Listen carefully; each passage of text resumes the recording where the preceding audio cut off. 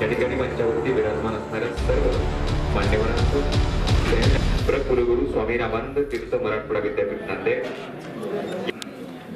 त्याचबरोबर अतिरिक्त पोलीस अधीक्षक माननीय अविनाश कुमार साहेब, लोकशाही न्यूज चॅनलचे सर्व मान्यवरांचं या ठिकाणी मनपूर्वक स्वागत आहे. ते मंचावरील मान्यवरांना विनंती करतो की आपण या ठिकाणी प्रतिमा पूजन करावं आणि या कार्यक्रमाला प्रारंभ करावा.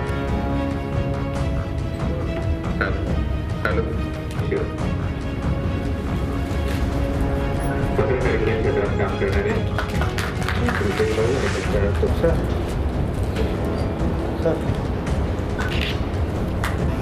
कडक शिस्तीचे अधिकारी शिवोळकर अभिनाश कुमार साहेब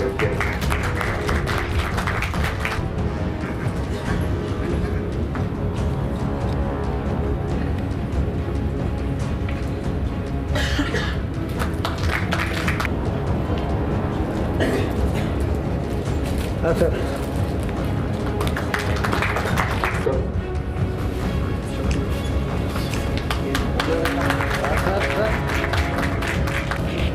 सर एक मिनिट माणसा यावे यासाठी पत्रकार आपली लेखणी शिजवत असतो. त्या पत्रकारांचा गौरव आणि सन्मान निश्चितच. हा बेटा वेगळं बेटा वेगळं बघा.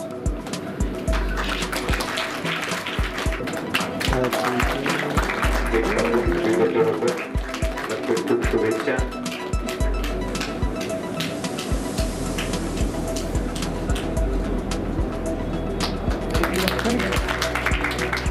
हा बेटा एक अत्यंत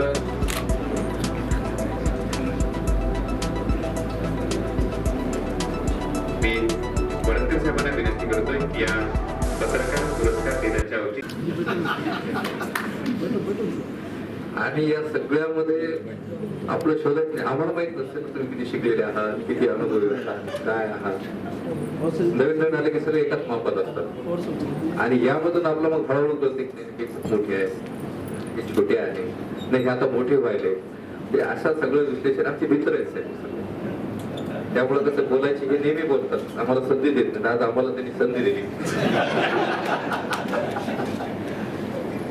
तर यामधून आपण हे करत असतो आणि खरंच आर्थिक दृष्ट्या, सामाजिक सर्व दृष्ट्या सांभाळत हे करणं ते थोडं किचकट असते.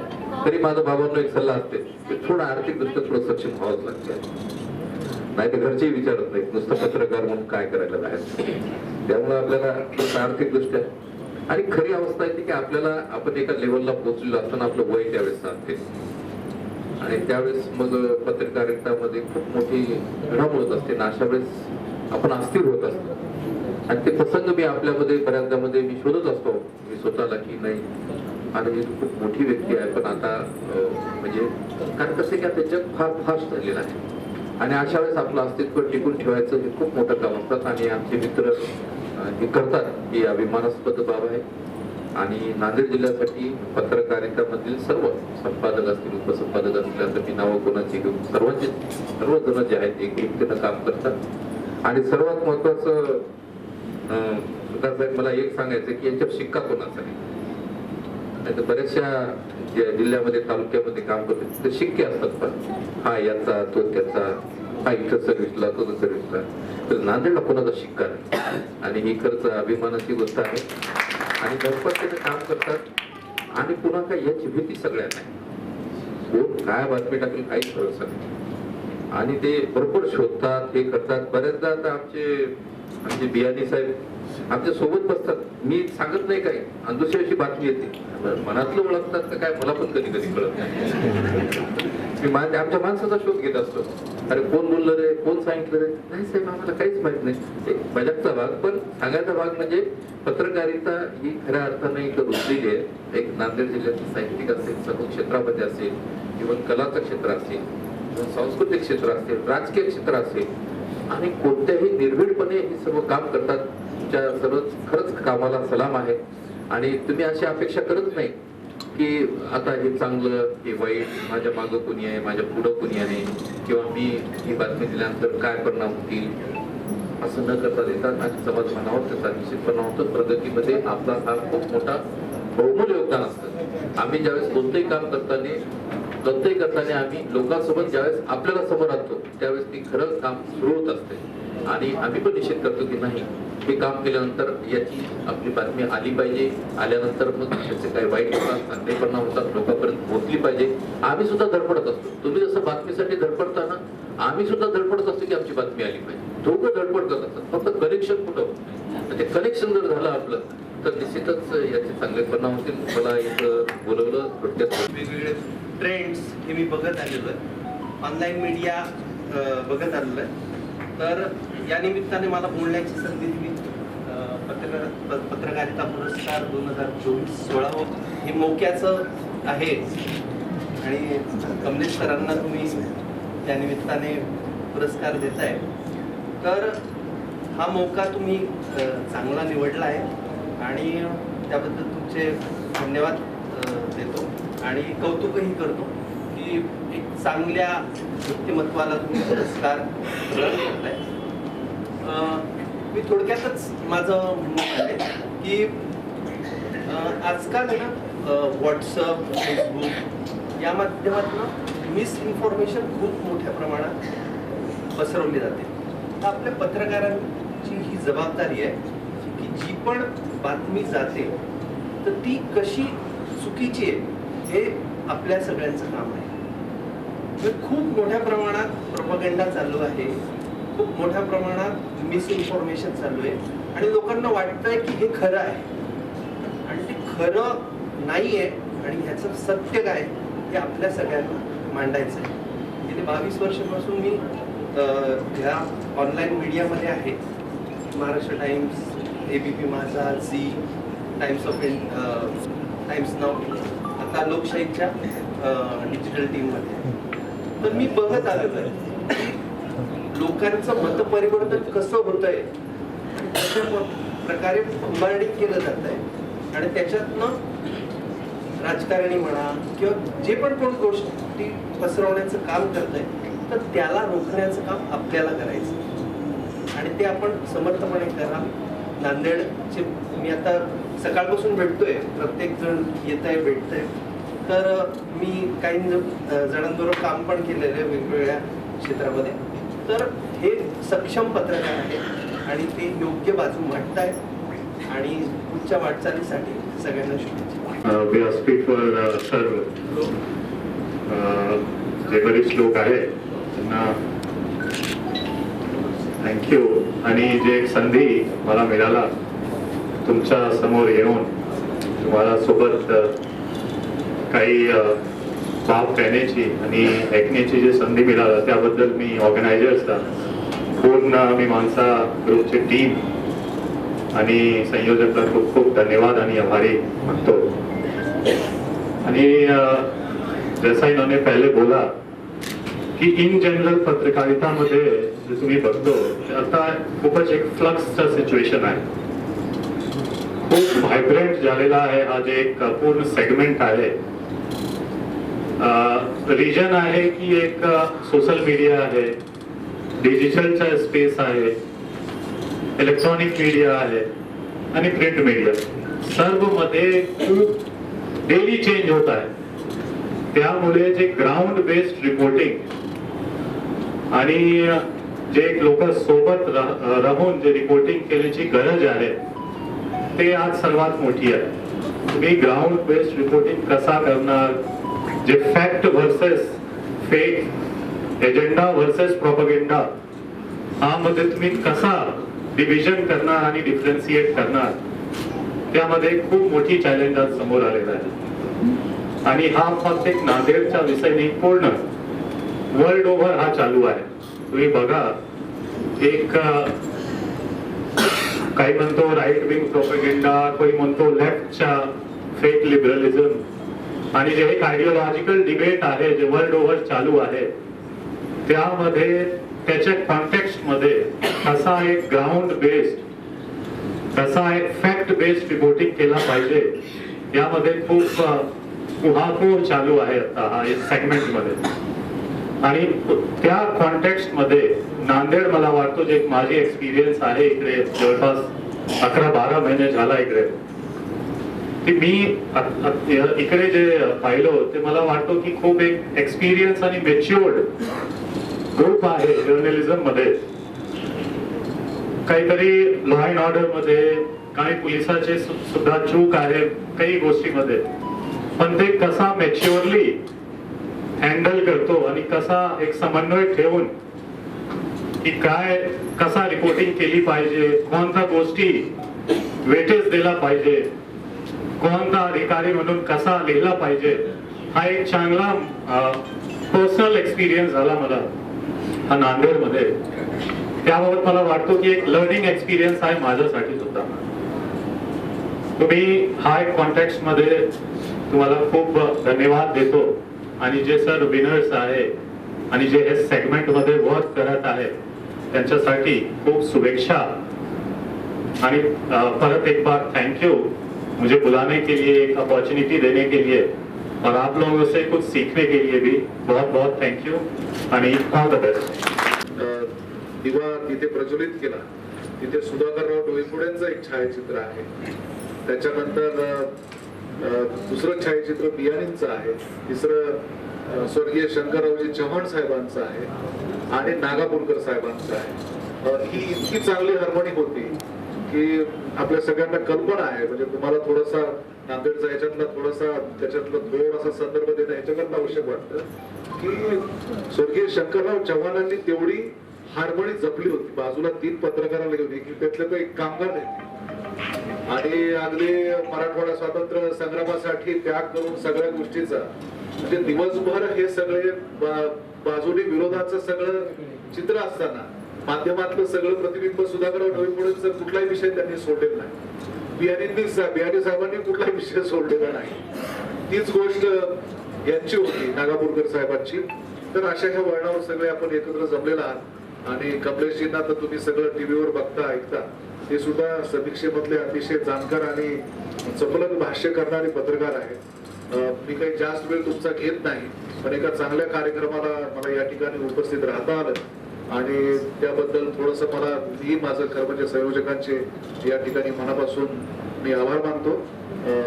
पुन्हा एकदा कमलेश सुतार यांचं मनापासून अभिनंदन करतो आणि हातकडे आहे आणि त्याही अतिशय सक्षमपणे आपल्या विद्यापीठाला चांगल्या पद्धतीने एक वेगळ्या टप्प्यावर घेऊन जाण्याचा प्रयत्न करत आहेत. बाकी ऍडिशनल एसपी साहेबांनी जी भूमिका सांगितलेली आहे ती खरंच चिंतेची आहे की ज्यांचं की बडतकर साहेबांनी आरटीसी साहेबांनी त्याचा उल्लेख केला की त्याची सत्यता कुणी तपासायची हा खरा प्रश्न आहे. की मी जेव्हा एखाद दुसरा बातमी कुठेही व्हॉट्सअपवर असो किंवा फेसबुकवर असो किंवा कुठल्याही माध्यमावर जेव्हा मी एखाद दुसऱ्या गोष्टीवर भाष्य करतो त्याची सत्यता पडताळायची कोणी आणि सगळं हा तशा अर्थाने समीक्षेचा काळ म्हणून खूप आव्हानात्मक जबाबदारी ती जबाबदारी आपल्यावर अधिक पडलेली आहे. माध्यमात जी कोणी काम करतायत त्यांच्यावर खरंच हा अतिशय परीक्षेचा हा काळ आहे सगळा की बाजू तर दिसायला दोन्ही दिसतात म्हणून वरचेवर त्याच्यावर चिंतन होणं अधिक अचूकतेकडे जाणं आणि त्याच्यातून विश्वासार्हता निर्माण करणं हे खरं येणाऱ्या काळाचं आव्हान जे आहे ते आपण सगळ्यांनी समजून घेतलं पाहिजे. तुम्ही सगळे जाणकार आहात, त्या आव्हानाला निश्चितच समजून पुढील वाटचाल करा एवढ्या मी अपेक्षा व्यक्त करतो. माझे 2 शब्द संपवतो. धन्यवाद. उपस्थित सर्व मान्यवर, आजच्या कार्यक्रमाच्या प्रमुख अतिथी डॉक्टर माधुरी देशपांडे, पत्रकार दिनाच्या पूर्वसंध्येला सर्वप्रथम सर्वांना पत्रकार दिनाच्या हार्दिक सदिच्छा इथे मी देतो आणि सोबतच ज्यांना इथे पुरस्कार दिले जात आहेत माझ्यासोबतच सगळ्यांचं आधी अभिनंदन करतो आणि मला डॉक्टर शंकररावजी चव्हाण विकास पत्रकारिता पुरस्कार दिला त्याबद्दल सर्वप्रथम सर्वांचे आभार मानतो. आपल्याला वाटलं की हा पुरस्कार द्यावा त्याचा मी अगदी मनापासून स्वीकार करतो. खूप गंभीर खरं तर वातावरण मला कळत नव्हतं बसताना सगळ्यांचं इंट्रोडक्शन सुरू होतं. मला एक गोष्ट फक्त संचालक वारंवार सांगत होते, कडक शिस्तीचे पोलीस अधिकारी, कडक शिस्तीचे पोलीस अधिकारी.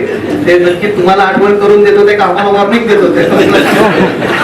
तुमच्या बाजूला कडक शिस्तीचे पोलीस अधिकारी बसले. पण पत्रकारांना त्या गमतीचा भाग सोडला पण इथे की मान्यवर मंडळी इथे उपस्थित राहिली या कार्यक्रमासाठी, त्याबद्दल त्यांचे मी आभार व्यक्त करतो. त्यानिमित्ताने त्यांचे 2 शब्द ऐकण्याची संधी इथे मला मिळाली. काही महत्वाचे प्रश्न आणि महत्वाचे विषय इथे उपस्थित केले गेले. खरं तर आजचा दिवस माझ्यासाठी खूप उशिरा असा म्हणजे उशिराचा दिवस आहे सकाळपासून असं म्हणू शकतो. नांदेड येणारी ट्रेन उशिरा पोहोचली, त्याच्या भेटीगाठी उशिरा झाल्या, त्याचा कार्यक्रम उशिरा सुरू झाला होता, तो उशिरा संपून आहे ही माझी सकाळ परतीचा प्रवास आहे. पण तरी सुद्धा थोडक्यात मनोगत व्यक्त करायचं पत्रकार दिन आहे. काही महत्वाचे मुद्दे इथे उपस्थित केले गेले पत्रकारितेबाबतचे. पत्रकारिता एका संक्रमण अवस्थेतून चालली आहे असा उल्लेख मगाशी अविनाश कुमार सरांनी केला. ही खरी गोष्ट आहे, पण पत्रकारिता ही सदैव संक्रमण अवस्थेतूनच जात राहिलेली आहे.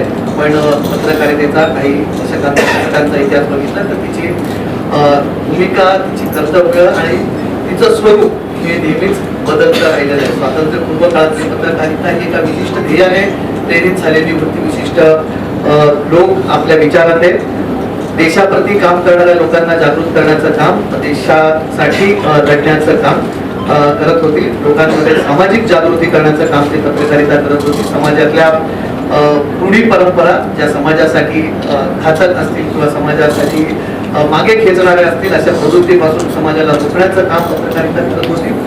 कालांतराने माध्यमं बदलत गेली. इलेक्ट्रॉनिक मीडिया म्हणजे त्या काळचा इलेक्ट्रॉनिक मीडिया म्हणजे मग रेडिओ असेल, तर पुढे जाऊन टीव्ही झाला, टीव्ही जाऊन आता डिजिटल झालाय. ही स्थित्यंतरं वारंवार बदलत असतो आणि जशी जशी ती स्थित्यंतरं होत असतात तसं तसं स्वरूप बदलत असतं आणि त्या वेळेस त्या पत्रकारितेवरती प्रश्नचिन्ह हे नेहमीच उपस्थित केलं गेलेलं आहे, जे आजही केलं जाते. म्हणजे त्या काळी स्वातंत्र्यपूर्व काळात जी पत्रकारिता होती तेव्हाही तिच्यावरती प्रश्न उपस्थित करणारे लोक होते. पण मला असं वाटतं एक पत्रकार म्हणून अविनाश कुमारजी तुम्ही म्हणालात की पत्रकारिते हे काम आहे, त्यांचं सिस्टमचं काम करणं, पण सरकारचं डोकं ठिकाणावर आहे का ही विचारण्याची तेव्हा धमक पत्रकारितेमध्ये होती. ती आज आहे का हे विचार करावा असं वाटतं की खरंच हे आज होत आहे का. दुर्दैवाने हे मला असं वाटतं की फार रेअर होत चाललेली गोष्ट आहे पत्रकारितेमध्ये. पत्रकार हा खरा विरोधी पक्ष असतो आणि सरकार कोणाचंही असो, पत्रकाराचं काम आहे ते प्रश्न विचारणं, त्या सिस्टमला प्रश्न विचारणं. सरकार ही सिस्टम आहे. सरकार म्हणजे ही कोणाची मक्तेदारी नाही किंवा कोणाची मालकी नाही. आपल्याकडून आपण निवडून दिलेल्या आपल्या एका मताचा अधिकार जो घटनेने आपल्याला दिलेला आहे त्या मताच्या जोरावर आपण काही लोकांना सत्तेत बसवलं आहे. आणि जर कोणी म्हणत असेल की ते सेवक आहेत जनतेचे, तर ते खरंच सेवक आहेत. त्याची तर आठवण करून देण्याची जबाबदारी ही मतदारांची आणि मतदारांना त्याची आठवण करून देण्याची जबाबदारी ही पत्रकारितेची आहे आणि ती माझ्या मते सगळ्यांनी तिथे करायला हवी. तसं होत आहे का तर आज पत्रकारिता मगाशी एक विषय निघाला की एका वेगळ्या नवीन फॉर्मॅटमध्ये आपण पत्रकारिता करतो. मग डिजिटल पत्रकारिता असेल त्याच्यामध्ये प्रशांत यांनी मगाशी प्रशांत जाधव यांनी एक मुद्दा उपस्थित केला की इतकं इन्फॉर्मेशन आहे तुमच्याकडे, इतका माहितीचा भडीमार होतोय तुमच्यावर. म्हणजे तुमच्याकडे पूर्वी फक्त पुस्तकं आणि काही प्रमाणात वृत्तपत्र हे तुमचा माहितीचा स्रोत होता. आता तुमच्याकडे माहितीचा स्रोत हा प्रत्येक अँगल मधून आहे. तुम्ही रस्त्यावर चालताय, तुमच्या बाजूला तुम्हाला एक मोठं होर्डिंग दिसत आहे, ते सुद्धा तुमच्या माहितीचा स्रोत आहे. तुमच्याकडे व्हॉट्सअप, फेसबुक आणि इतर समाज माध्यमातून तुमच्याकडे येणारी किंवा तुमच्यावर लादली जाणारी माहिती हा सुद्धा माहितीचा स्रोत आहे. पण या माहितीच्या जंजाळामध्ये त्या माहितीला कुठे ज्ञानाची किनार आहे का किंवा त्याची सत्यता आहे का हे तपासण्याची मात्र दुर्दैवाने कुठलीही यंत्रणा आपल्याकडे आजच्या तारखेला नाही. जे तुम्हाला दिलं जात आहे, जे तुमच्या समोर वाढलं जात आहे ते सत्य आहे हे मानणारा एक खूप मोठा वर्ग आहे. डिजिटल लिटरसी, डिजिटल साक्षरता हा एक खूप महत्वाचा मुद्दा आहे आणि त्याच्यामध्ये खरं तर आज पत्रकारितेने काम करण्याची गरज आहे. पत्रकारितेकडे बघण्याचे सगळ्यांचे वेगवेगळे दृष्टिकोन आहेत. प्रत्येक जण आपापल्या परीने त्याच्याकडे बघतो. विश्वाचा आकार केवढा ज्याच्या त्याच्या मेंदू एवढा असं जे म्हणतात त्याच्याप्रमाणे पत्रकारितेचा प्रत्येक जण आपल्या माहितीप्रमाणे, आपल्या कुवतीप्रमाणे आणि आपल्या एक्सपोजर प्रमाणे पत्रकारितेचा निष्कर्ष काढत असतो. हत्ती आणि त्या 5 आंधळ्या माणसांची आणि हत्तीची जी गोष्ट आहे तशी आजच्या पत्रकारितेबद्दल ही वेगवेगळी मते आहेत. कोणाला ज्याने शेतीला हात लावला त्याला वाटतं की हत्ती कसा आहे, तर हा एका दोरीसारखा आहे. ज्याने त्याच्या पायाला हात लावला त्याला तो खांबासारखा वाटतो, ज्याने कानाला हात लावले त्याला तो सुपासारखा वाटतो. आपापल्या परीने त्या पत्रकारितेचं प्रत्येक जण विश्लेषण करत असतो, त्याची मीमांसा करत असतो. आज बदलत्या माध्यमांच्या काळामध्ये प्रत्येक जण पत्रकार झाले. मागे एका कार्यक्रमात म्हटलं होतं की पूर्वी पत्रकार हा जो शिकलेला आहे पत्रकार तो पत्रकार आहे. मगाशी वडतकर साहेब म्हणाले की अगदी 10वी पासून PhD पासून सगळे एकाच रांगेत आहेत आणि अर्थात PhD करणारे काय दिवे लावतात आपल्याला माहित नाही. पण आहे म्हणजे तसंही आपल्याला आहे, तसंही एक तो भाग आहे पत्रकारितेचा. पण ते अजून म्हणाले की पत्रकार मनातलं ओळखतात की किमया म्हणजे आज मनातले ओळखणारे अनेक बाबा आहेत. पण ते याच्या आधी सुद्धा मनातले ओळखणारे पत्रकारांमधले बाबा आहेत इथे आपल्याकडे. पण ही किमया पत्रकारांना साध्य असते, याच्याकडे तो कदाचित मराठवाड्यात प्रवेश करण्याची एक विद्या त्यांना अवगत असते. पण हा जो समीक्षा करण्याचा जो भाग आहे तो आपल्याला लोकांना जागृत करायचा. कारण तुमच्याकडे ती माहिती पोहोचते, ज्याच्या हातात मोबाईल फोन आहे तो आज पत्रकार त्याच्याकडे ती माहिती येते. पूर्वी मुंबई सारख्या ठिकाणी तुम्ही मध्यवर्ती एका राज्याच्या राजधानीत काम करत असताना मंत्रालयात इथून सरकार चालतं, तिथे सगळ्या राजकारणाचं सेंट्रल पॉईंट आहे, फोकल पॉईंट आहे. अशा मंत्रालयात येणारी माहिती की यायची त्यांच्याकडे पत्रकारांकडे पहिले यायची, मग ती नंतर ग्रामीण भागात पोहोचायची, तालुका स्तरावर, जिल्हा स्तरावर, तालुका स्तरावर, मग ती गाव पातळीवरती पोहोचायची. आता तसं नाही. मिनिटात किंवा काही सेकंदात जी माहिती मुंबईत कळते तीच नांदेड मधल्या एका दूरच्या अगदी शेवटच्या खेडेगावापर्यंत ती माहिती काही सेकंदात व्हॉट्सअपच्या किंवा सोशल मीडियाच्या माध्यमातून पोहोचते.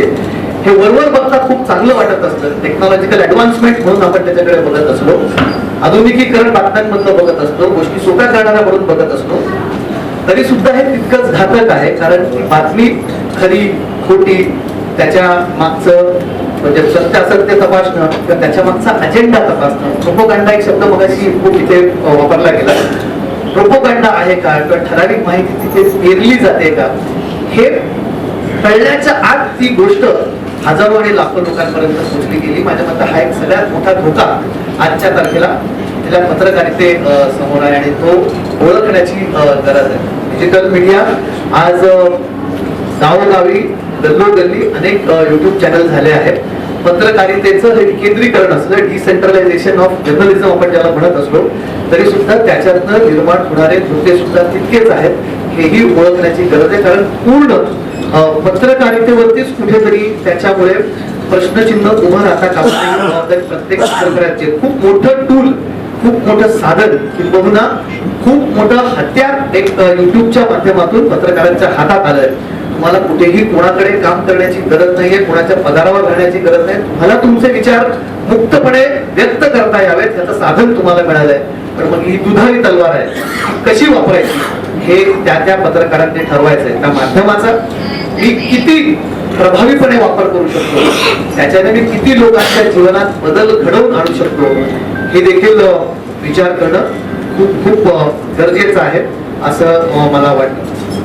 पत्रकारितेत प्रवाह आहे असं मगाशी अविनाश कुमारजी म्हणाले. त्यांनी मुद्दा मांडताना सांगितलं की कधी कधी राईट विंग प्रोपोगंडा म्हणून बघितलं जातं किंवा लेफ्ट विंग प्रोपोगंडा म्हणून बघितलं जातं. या सगळ्या गोष्टी आहेत. याच्यामध्ये सगळ्यात वाईट जी गोष्ट आहे असं मला वाटतं ती आहे एक भक्तिकळ निर्माण होणं. जो बरं आज आहे का, गेल्या अनेक जण म्हणतात की गेल्या 10 वर्षातला हा बदल असा, तर असं नाहीये. जे तुमच्यातले जुने जाणते पत्रकार असतील ते या गोष्टीची ग्वाही देऊ शकतील की राजकारण्यांची जवळीक असताना त्यांच्या सोबत मग काही त्यांच्या पत्रकारितेच्या स्वार्थासाठी, व्यक्तिगत स्वार्थासाठी ती जी जवळीक केली गेली त्याच्यातून काही नेत्यांमध्ये व्यक्तींचं उदात्तीकरण केलं जातं, जे बहुतांशी वेळा गरजेचं नसतं किंवा समाजासाठी घातक असतं. असं अनेक वर्ष खरं तर झालेलं आहे. आताही ते होत आहे. ते पत्रकारितेसाठी खूप घातक आहे असं मला वाटतं. समोरच्या बाजूनेही आजच्या तारखेला या पोलरायझेशनचा फरक असा पडतोय, या ध्रुवीकरणाचा फरक असा पडतोय की पत्रकाराने अमुक बाजू मांडली तर तो कोणी मीडिया, अमुक बाजू मांडली तर तो चाय बिस्कुट पत्रकार, टिप्पी पत्रकार, हे शब्द त्याच्याबद्दल वाचून दोन्हीकडनं पत्रकाराला झोडपलं जातं. त्यामुळे पत्रकार हा त्याच्यामध्ये सँडविच होतो. म्हणजे आज नांदेडात आहे आणि मला एक खूप इंटरेस्टिंग, म्हणजे मी येताना काही गोष्टी बघत होतो आणि आज मुरुमकरांचा उल्लेख करणं नांदेडमध्ये असताना त्याच्याबद्दल ही खूप इंटरेस्टिंग गोष्ट माझ्या वाचनात मागे मी आज ती शोधून काढली की हा जो आंधळेपणा आहे पत्रकारिता, की दोन्ही बाजूने भूमिका मांडल्या जातात ना. म्हणजे तुम्ही जर सरकारवर टीका करत असाल तर तुम्हाला विरोधकांचा अजेंडा चालवतात असं म्हटलं जाणं, हा जो पत्रकारांचा आरोप केला जातो किंवा वायसी वर्सा सरकारचा अजेंडा चालवला जातो, दुर्दैवाने तो जास्त आहे, हे नाकारून चालणार नाही. पण तरी सुद्धा तुम्ही सरकारच्या विरोधात करत असताना त्याची बाजू मांडली तर तुम्हाला एक विशिष्ट आयडिओलॉजीशी जोडलं जातं, जे चुकीचं आहे. पत्रकाराचं काम जसं मगाशी म्हटलं की सिस्टमला प्रश्न विचारले, त्यामुळे तुम्ही आमची भूमिका मांडली नाही तर तुम्ही आमच्या विरोधात आहात. If you are not with us, you are against us. हा जो अट्टहास आहे, तुम्ही आमची बाजू मांडली नाही तर तुम्ही आमच्या विरोधातले आहात, ही भूमिका मांडण्याचा जो अट्टहास आहे तो अत्यंत चिंता करायला लावणार आहे. म्हणजे मुरुमकरांचा मगाशी मी उल्लेख केला, त्यांच्या हा मी शोधून काढला तो उतारा, खरं तर हा उल्लेख निघाला तेव्हाचे प्रेमचंद शेजवलकर यांच्यावरती त्यांनी जेव्हा श्रद्धांजलीपर एक लेख लिहिला होता, त्याच्यात त्यांनी काय म्हटलं ते खूप थोडक्यात वाचून दाखवतो, खूप महत्वाचं आहे. म्हणजे आजच्या रेफरन्स मध्ये हे किती चपखल बसतं. म्हणजे मुरुमकरांना 40-41 वर्ष झाली, आता 40-41 वर्ष झाली, पण तरी सुद्धा हे इतकं रेलिव्हंट वाटतं. त्यांनी काय लिहिलं आहे की आंधळेपणाने इतर कुणाला शरण जावे याची शेजवलकरांना, त्यांच्याबद्दल त्यांनी लेख लिहिला, शेजवलकरांना इतिहासकार त्र्यंबकशंकर शेजवलकर यांना फार चीड होती. एखाद्याच्या सर्वस्वी आहारी जाण्याजोगी आपली मनोरचना नाही असं ते म्हणत असत. मलाही शेजवलकरांविषयी अलोट प्रेम व अभिमान आहे. मराठ्यांच्या इतिहासात स्वतःला जन्मभर काढून घेणाऱ्या या निस्पृह निस्वार्थ स्पष्ट वक्त्या प्रज्ञावंत मीमांसकाला मी मराठा इतिहासाचा एक श्रेष्ठ आचार्य मानतो. हे जास्त महत्वाचं आहे का? भाबड्या स्तुती पाठकांनी त्यांची बावळट पूजा बांधण्यापेक्षा निदान फटकळ मतभेद दाखवून त्यांचे ग्रंथ नवीन पिढी बारकाईने वाचत आहे हे नजरेस आणणे मला इष्ट वाटते. शेजवलकरांचा विवेचक प्रखर बुद्धिमान आत्मा या खणाखणीने अधिक तृप्त होईल अशी माझी श्रद्धा आहे. शेजवलकर मराठा इतिहासातील असं गाणे होते, आंधळेपणाने कोणालाही शरण जाऊ नका. हा ताठर उद्देश ज्या वंदनीयांकडून आम्ही शिकलो त्यापैकी एक होते. आंधळेपणाने कोणाला शरण जाऊ नका. तुम्ही इतिहासाची मीमांसा करताना किंवा राजकीय तुम्ही भूमिका मांडत असताना आजची पत्रकारिता हा उद्याचा इतिहास असतो, हे आपल्या सगळ्यांना माहिती आहे. कदाचित आपण बातमी करताना ती आजची बातमी म्हणून, म्हणजे टीव्हीच्या काळात, डिजिटलच्या काळात तिथे स्पीड हा सगळ्यात महत्वाचा एक घटक झालाय बातमीचा, जो दुर्दैवाने नसायला हवा असं व्यक्तिगत माझं मत आहे. पण तरी सुद्धा टीव्ही माध्यमाची गरज आहे, डिजिटल माध्यमाची स्पीड ही गरज आहे. ते करत असताना तुमची एखादी गोष्ट उद्याचा इतिहास बनू शकते आणि तो इतिहास जर कदाचित पुढच्या पिढ्यांपर्यंत पर्कोलेट झाला तर तो किती भयंकर असेल आणि त्याची किंमत किंवा त्याचं उत्तर आपल्याला येणाऱ्या पिढ्यांना द्यावं लागेल. कदाचित 2 पिढ्यानंतर जेव्हा तुम्हाला प्रश्न विचारले जातील तेव्हा तुम्ही निरुत्तर असाल, तुम्ही तिथे असाल नसाल, पण तुमची अख्खी पिढी त्या संशयाच्या कटगऱ्यात तिथे उभी असेल आणि त्यांच्यावर तो प्रश्न उपस्थित केला जाईल. त्यासारखं दुर्दैव दुसरं 2 पिढ्यानंतर कुठलं नसेल असं मला वाटतं. मगाशी भडतकर साहेब माझ्याशी आपले सूत्रसंचालक म्हणत होते, त्यांनी एक शायरी काहीतरी ऐकवली की पत्रकारांनी लढणं जरुरी आहे असं ते म्हणाले. लढणं जरुरी आहे, पण आजच्या काळात झालंय की तुम्हाला रेलिव्हंट राहण्यासाठी लढणं जरुरी आहे त्यामुळे लढावं लागतं. पण पत्रकाराचं काम लढणं नाही, लढणं आहे. आम्ही लोकशाहीवर तो आमचा अजेंडा म्हणतो की आपण लढलं पाहिजे, हे काम आहे आपलं लढणं. असो, पण आज ह्या कार्यक्रमाच्या निमित्ताने या 4 गोष्टी शेअर करायच्या वाटत. दुसरी महत्वाची गोष्ट, हा पुरस्कार दिला जातोय डॉक्टर शंकररावजी चव्हाण यांच्या नावाने, त्यामुळे अधिक मला आनंद आहे. नांदेड नगरीत आहे, राजकीय त्यांची विचारसरणी, त्यांचा पक्ष जो असेल त्याच्याबद्दल जर बोललो तर पुन्हा शिक्का लागायची भीती वाटते, म्हणून त्याच्याबद्दल बोलत नाही. पण तरी सुद्धा काही लोकांची योगदान, त्यांचं राजकीय योगदान, त्यांचं सामाजिक योगदान हे पक्षाच्या पलीकडे आहे आणि ती एक राजकारण्यांची वेगळी पिढी होती.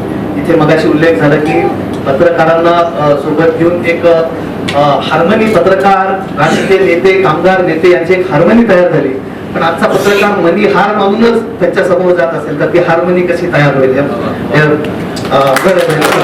तरी सुद्धा शंकरराव चव्हाणांचं म्हणजे आता इंटरेस्टिंगली आता ह्याच्याबद्दल बोलावं की नाही बोलावं, मला थोडस काही गोष्टी आजच्या काळात बोलणं फार कठीण आहे पत्रकारांसाठी सुद्धा, कारण काय त्याचे काय वेगळे अर्थ लावले जातील माहित नाही. पण 22 तारखेचा मोठा कार्यक्रम आहे राम मंदिराच्या उद्घाटनाचा, आणि शंकरराव चव्हाणांचं त्याच्यातलं एक फार महत्वाचं त्यांच्या आयुष्यात चॅप्टर आहे असं ज्यांनी हा राजकीय इतिहास तपासला असेल. मागे शरद पवार एका कार्यक्रमात म्हणाले होते, त्यांनी सांगितलं होतं की तेव्हा शंकरराव चव्हाण म्हणजे जेव्हा बाबरीची घटना घडली त्याबद्दल शरद पवार मागे एका मुलाखतीत बोलताना म्हणाले होते की ती दुर्दैवी घटना होती, पण शंकरराव चव्हाणांनी तेव्हा सल्ला दिला होता की तत्कालीन उत्तर प्रदेशचं जे कल्याण सिंग यांचं सरकार होतं ते बरखास्त करावं अशी सूचना तत्कालीन गृहमंत्र्यांनी दिली. माझ्या मते माधव गोडबोले तेव्हा गृह सचिव होते, त्यांची समिती होती, त्यांनी त्या सगळ्या परिस्थितीचा आढावा तेव्हा घेतला होता आणि कारसेवकांचे दत्तेच्या दत्ते तिकडे निघाले होते. परिस्थिती अत्यंत तणावपूर्ण होती, काहीही घडू शकतं, देशामधलं वातावरण अत्यंत नाजूक होतं. तो सल्ला तत्कालीन गृहमंत्री शंकरराव चव्हाण यांनी दिला होता आणि दुर्दैवाने तत्कालीन पंतप्रधान पी.व्ही. नरसिंह यांनी तो सल्ला ऐकला नाही. शरद पवारांच्या मुलाखतीत सांगितलं तर शरद पवार त्या मंत्रिमंडळामध्ये संरक्षण मंत्री होते, त्यांनी सांगितलं म्हणजे ते कदाचित ऑथेंटिक असावं असं आपण गृहीत धरूया, कारण ते मंत्रिमंडळाचे सहभागी होते आणि ते पण माझ्या मते त्या एका समितीचे सदस्य होते.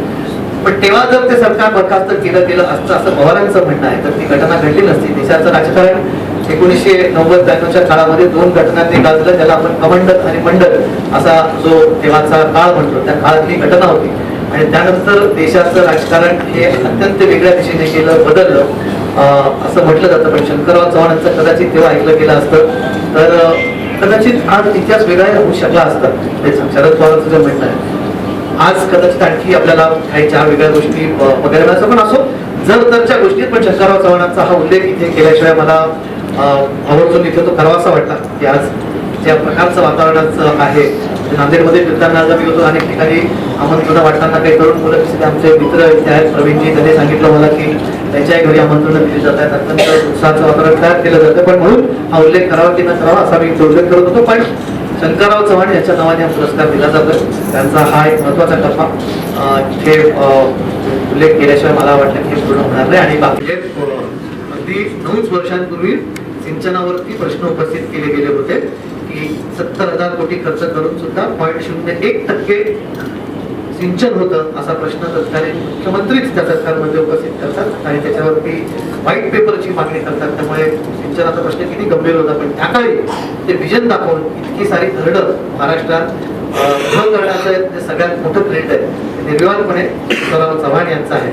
आणलेल्या मराठवाड्याला पाणी देण्याचं काम त्यांनी त्या काळी केलं होतं. त्यांचं हे योगदान विसरता येण्यासारखं नक्कीच नाही. त्यामुळे आनंद आहे त्यांच्या नावाने हा पुरस्कार दिला जातं.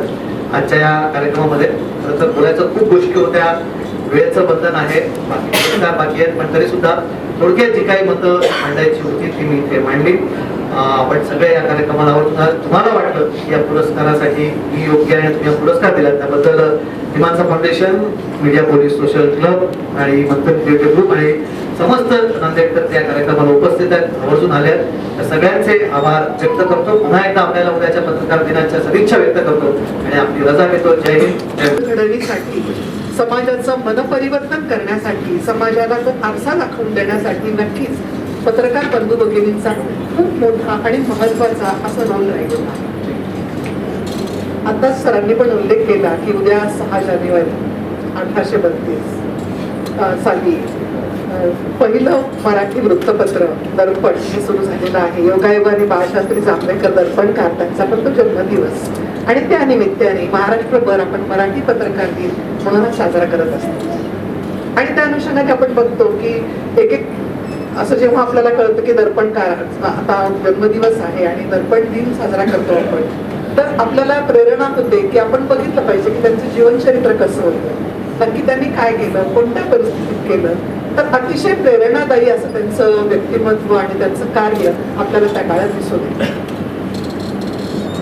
आणि दर्पण हे नाव पण खूप मला असं अन्वयार्थक वाटतं की समाज मनाचा आरसा, समाजाचं नक्की काय घडत आहे, कशा पद्धतीने घडते, तटस्थ पद्धतीने त्याच्यावर भाष्य करणं आणि समाजाला प्रबोधन, शिक्षण, प्रशिक्षण, मनोरंजन, समाज जागृती ह्या सगळ्या अनुषंगाने पत्रकार बंधू भगिनींनी कोणती भूमिका निभावली पाहिजे, तर हे अतिशय स्पष्टपणे असं दिसून येतं. त्याबरोबरच मला उल्लेख, आणि आपण बघतो की पत्रकार बंधू भगिनी आताच मी उल्लेख केला तसं हे एक व्रत आहे की जसं स्वातंत्र्यवीर सावरकर म्हणतात की घेतले न हे व्रत आम्ही आता केलं. आणि त्याच्याबरोबरच मला असं दिसून येतं की बुद्ध्याचं वाण धरिले करी हे सतीचे. तर आपण सगळेजण हे सतीचं वाण घेऊन आपण वाटचाल करत आहात आणि समाजामध्ये खूप मोठ्या पद्धतीचं चांगलं सकारात्मक विधायक आणि दिशादर्शक असं आपण काम करत आहात. आणि त्यामुळेच ही शाबासकीची थाप पडणं हे फार जास्त गरजेचं आहे. ही शाबासकी आपण आपल्याला अपेक्षा नसते. आपण आपले स्वतः हा व्यवसाय स्वतःच्या मनाने आपण अंगीकारलेला आहे आणि अंगभूत आपण आपला तो व्यवसाय आहे. त्याच्यामुळे आपल्याला कोणी चांगलं म्हणावं अशी अपेक्षा नसते. पण जेव्हा आपण जे काय कार्य करतो त्याला दाद मिळते, कोणीतरी आपल्याला ओळखलं आहे हे आपल्याला जेव्हा कळतं, आपोआपच तेव्हा आपली उमेद वाढते, आपली ऊर्जा वाढते, आपलं मनोबल वाटत असतं आणि त्याबरोबरच इतरांनाही प्रेरणा मिळत असते. सगळ्यात महत्वाचं काय आहे तर सार्थकता आणि समाधान हे जे आपल्याला जे मिळतं या सगळ्या कार्यक्रमातून आणि या सगळ्या आपल्या ऍक्टिव्हिटीज मधून, तर मला असं वाटतं की हे सगळ्यात जास्त महत्वाचं आहे. मला या ठिकाणी मूकनायक डॉक्टर बाबासाहेब आंबेडकर यांचा पण उल्लेख करायला आवडतो. त्यांनी म्हटलेलं की दारोदारी आपण जे दिवे लावत असतो आणि सगळीकडे जो प्रकाश पडलेला असतो, तर त्याचं जे काम असतं समाजाला जागृत करण्याचं, तर तशाच पद्धतीचं काम आपल्याला पत्रकाराच्या लेखणीमधून दिसतं. पत्रकाराची लेखणी ही तलवारीच्या धारेपेक्षा सुद्धा खूप जास्त धारदार आणि अतिशय चांगलं काम करणारी असते असं आपण जे म्हणतो, तर हे त्या प्रकर्षाने त्या ठिकाणी जाणवतं. आणि त्यांनी मूकनायक म्हटलेलं आहे. मूकनायक कशा अर्थाने तर समाजातले जे घटक आहेत की ज्यांना स्वतःचा आवाज नाहीये, ते आवाज करू शकत नाही, ते मूक आहेत. अशा सगळ्या मूक लोकांचं आपण स्वतः आवाज बनणं आणि त्या पद्धतीने आपण अशांचा आवाज समाजाच्या बहुसंख्य अशा घटकांपर्यंत, निर्णयकर्त्यांपर्यंत पोहोचणं या अर्थाने मूकनायक असं म्हटलेलं आहे. आणि मला अतिशय अभिमान आणि आनंद वाटतो की अशा सगळ्या मूकनायक पत्रकार बंधू भगिनींमध्ये आज मी इथे उपस्थित आहे. तसं मी आता सांगितलं की अगदी सुरुवातीच्या काळामध्ये दैनिक हे प्रकाशित करणं, वर्तमानपत्र हे प्रकाशित करणं ही फार मोठी गोष्ट होती आणि वयाच्या अवघ्या 20व्या वर्षी बाळशास्त्री जांभेकरांनी ती गोष्ट केलेली होती आणि ती स्वीकारली, समाजाने ती सुद्धा ती स्वीकारली आणि त्या पद्धतीने जडणघडण होत राहिली. त्यानंतर काही वर्षांनी बाळ गंगाधर टिळक, आगरकर, चिपळूणकर आणि आता त्यांचे काही सहकारी आणि मराठा आणि केसरी याची पण त्यांनी सुरुवात केलेली आहे. आणि मग जी परंपरा तेव्हापासून सुरू झाली आहे ती आतापर्यंत अविरत आणि अशा पद्धतीने ही सगळी आनंद यात्रा ही चालूच आहे. तर बोल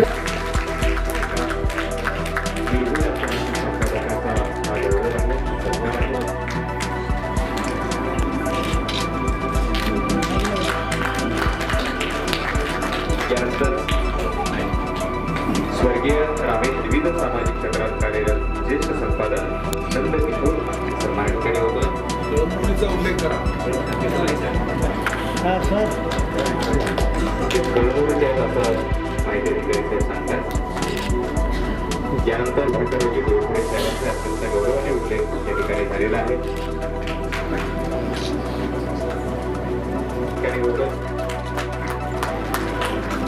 बऱ्याचदा लेखन करत असताना काही गोष्टी माणसाने मांडाव्या लागतात.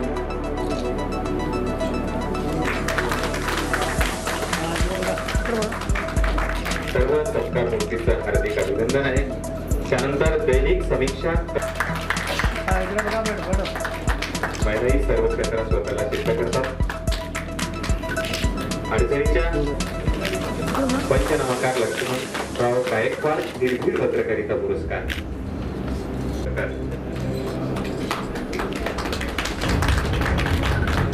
त्यानंतर स्वर्गीय अनंतरावजी ते वृत्तपत्र सर्वदूर गेलं पाहिजे यासाठी वितरणही तेवढाच महत्वाचा आहे. सर्व घटक हे महत्वाचे असतात.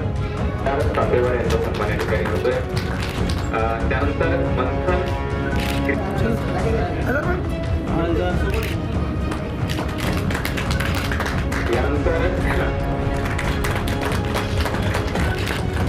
त्यानंतर वर्तपत्र क्षेत्रातील सहज संगणक चालवणारे दैनिक देशोन्नतीचे प्रदीप वैद्य, त्यानंतर विजय कुलकर्णी साहेब यांचंही मनापासून अभिनंदन आहे.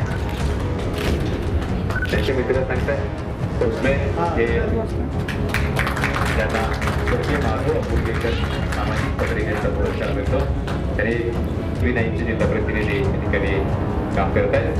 त्यानंतर अर्चनी मुळे सर आले नाही, त्यांचे मित्र हेही पुरस्कार प्राप्त आहेत. सुधाकर केंद्र असं आपण मानतो आणि शाळेच्या माध्यमातून नवीन पिढी घडत असते ते काम आपण करत आहे. तो प्रतिनिधित्व केलेला आहे. तो शेवटी माझ्या गावचा आहे, त्याचा मला अधिक सात्विक चांगले मुलं घडणं ते आईवडिलांसाठी कुटुंब पत्रकारिता यामध्ये काम करताना राजकारणातही यश चांगलं मिळवत आहे तर याचे उदाहरण भरणे सरांकडनं घेता येईल. पत्रकारिता आणि सामाजिक असं दोन्ही क्षेत्रात आपलं योगदान आहे. निश्चित शुक्ला सर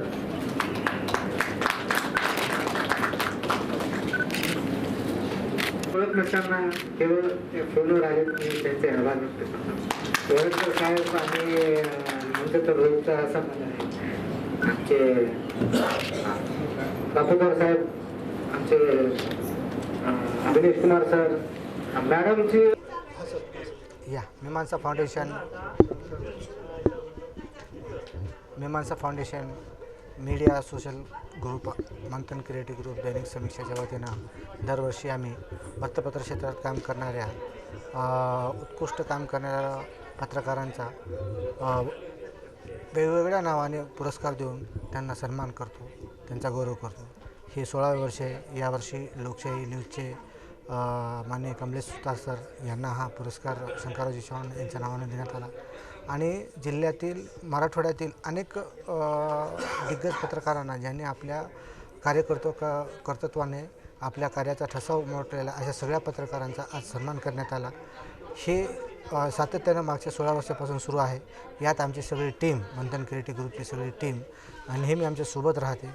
या कार्यक्रमाला कळत न कळत सहकार्य करणाऱ्या, आम्हाला प्रोत्साहन देणाऱ्या आणि त्यानंतर आम्हाला बळ देणाऱ्या सगळ्यांचे मी आभार मानतो. धन्यवाद.